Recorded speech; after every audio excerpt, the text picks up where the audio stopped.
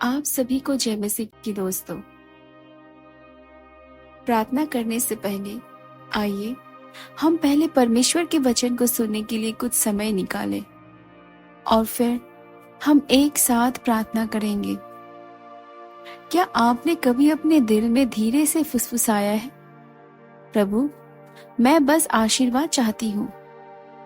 हो सकता है आपने इसे जोर से न कहा हो सकता है किसी और ने आपकी बात सुनी ही ना हो सकता है यह एक आह के रूप में या खामोश आंसुओं के माध्यम से निकला हो जब कोई देख नहीं रहा था, लेकिन अंदर ही अंदर आप इसे जानते हैं। आप चाहते हैं कि ईश्वर का हाथ आपके जीवन पर हो और आप अकेले नहीं हैं। हर इंसान के दिल में यही चाहत होती है। हम सभी चाहते हैं कि ईश्वर हमें देखे, उन्हें याद रखे। हम ऐसा जीवन जीना चाहते हैं जो उनकी शांति से आच्छादित हो, उनकी बुद्धि से निर्देशित हो और उनकी कृपा से भरा हो। हम सुरक्षित, पोषित और गहरा प्रेम महसूस करना चाहते हैं और आशीर्वाद पाने की यह इच्छा स्वार्थी नहीं है। यह पूर्णता की उस ईश्वर से जुड़ने की लालसा है जिसने हमें बनाया है। लेकिन क्या आपने कभी पूछा है, ईश्वर का आशीर्वाद पाने का वास्तव में क्या अर्थ है?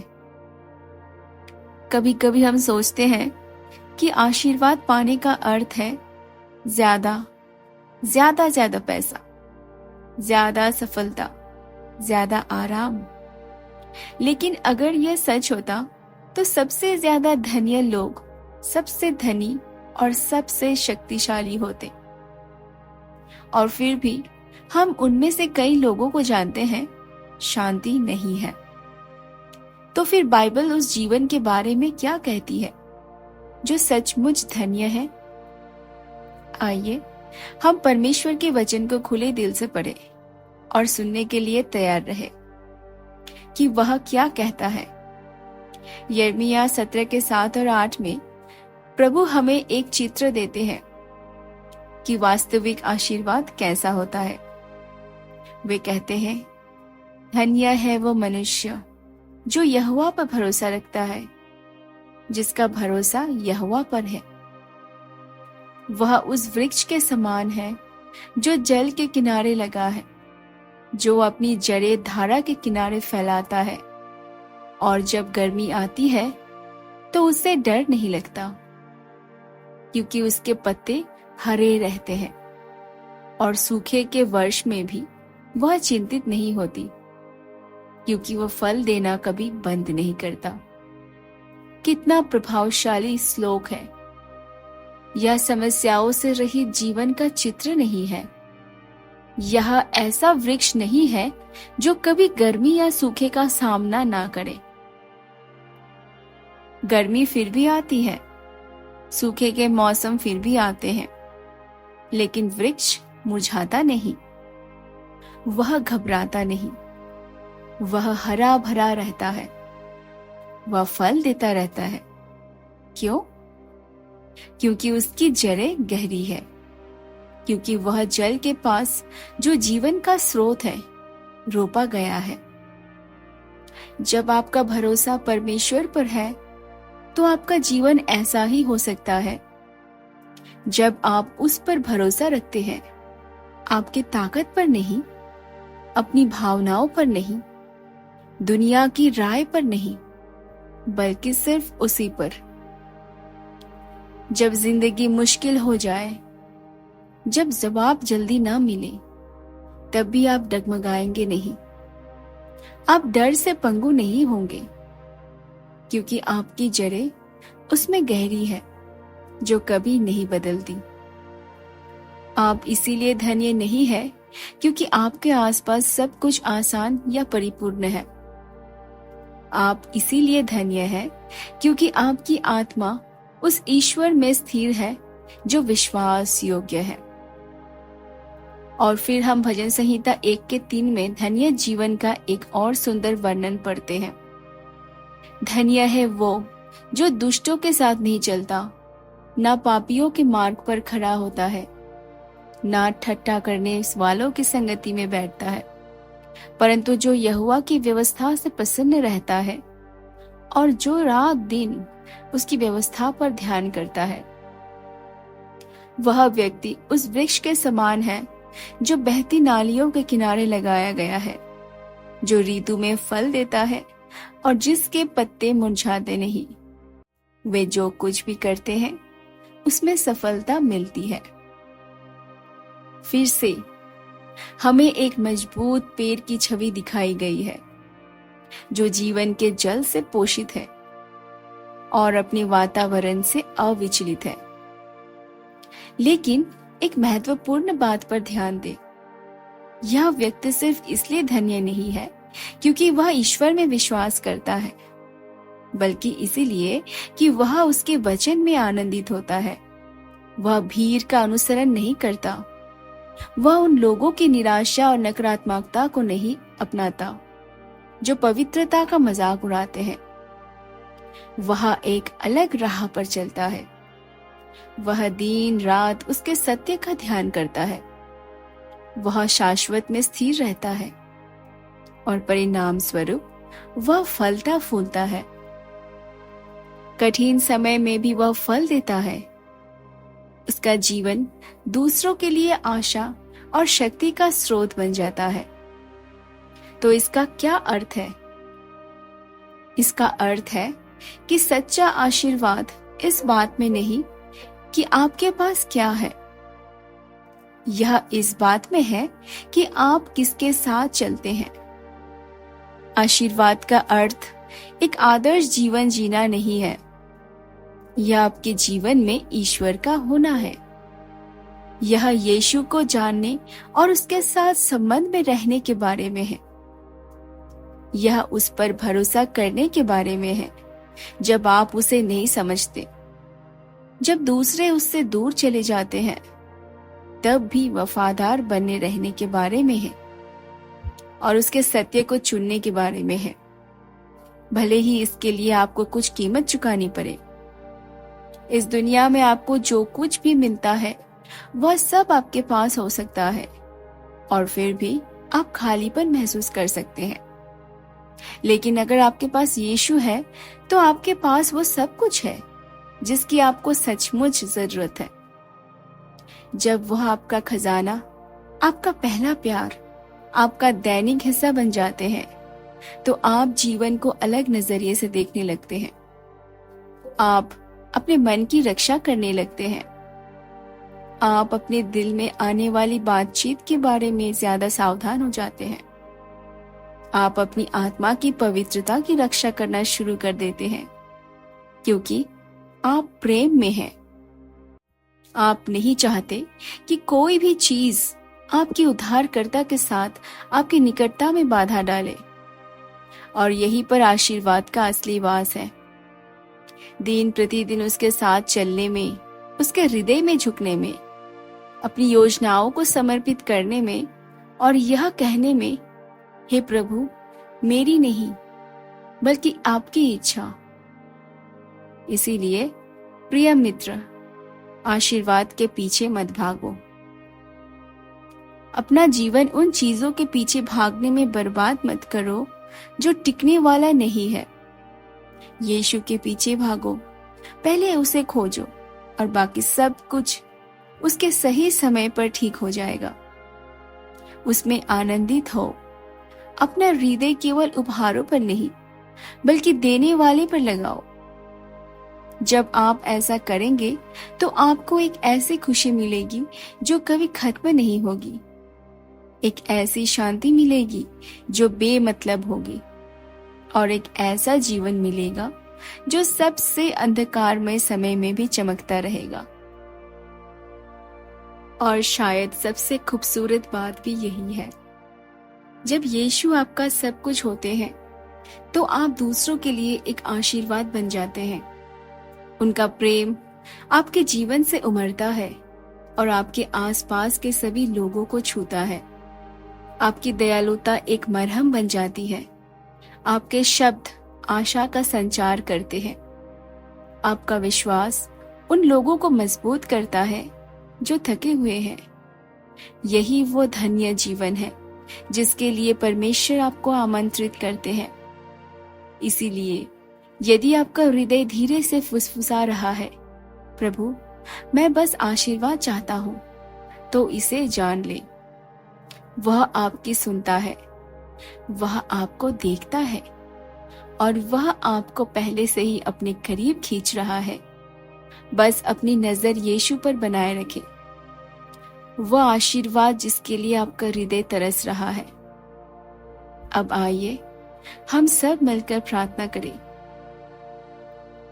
मेरे प्यारे प्रभु यीशु, आपने एक बार कहा था, मैं जीवन की रोटी हूं, जो कोई मेरे पास आएगा वह कभी भूखा नहीं रहेगा, और जो कोई मुझ पर विश्वास करेगा वह कभी प्यासा नहीं रहेगा।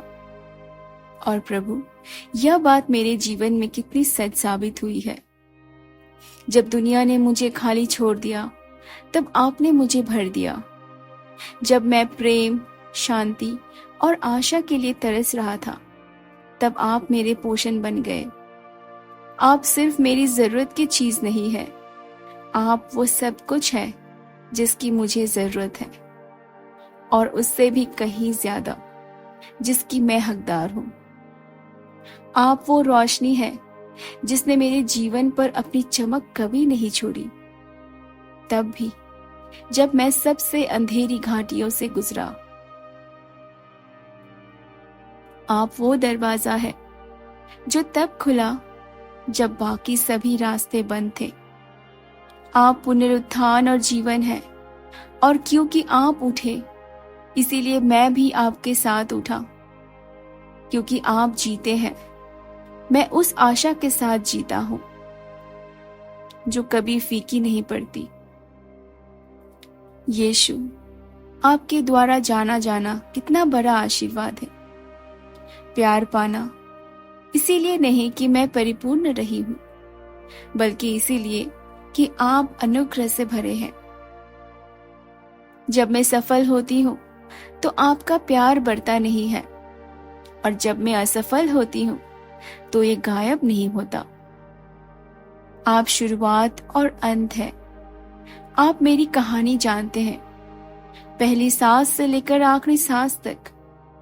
आप हर अध्याय देखते हैं, यहां तक कि जिन्हें मैं छिपाने की कोशिश करती हूं, और फिर भी आप मुझे अपना कहते हैं। आप कहते हैं, मुझ में बसे रहो।